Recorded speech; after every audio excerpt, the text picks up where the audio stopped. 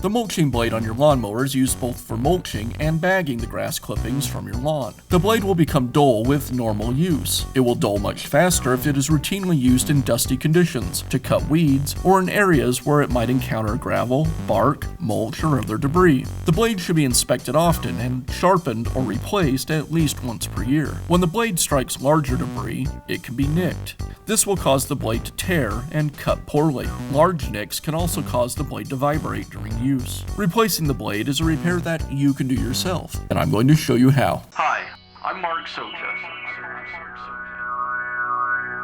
Do-it-yourself repairs like these are easier than you might think. From lawn machines to cordless drills, kitchen mixers, Outdoor grills. our how-to videos walk you through each repair from start to finish.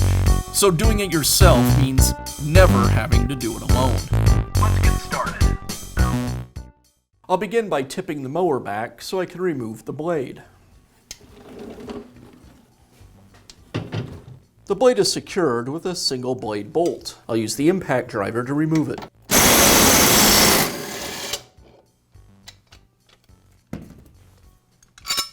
Now I can install the new blade.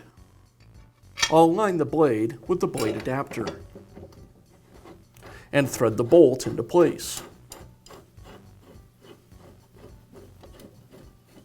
And I'll tighten the bolt with my impact wrench.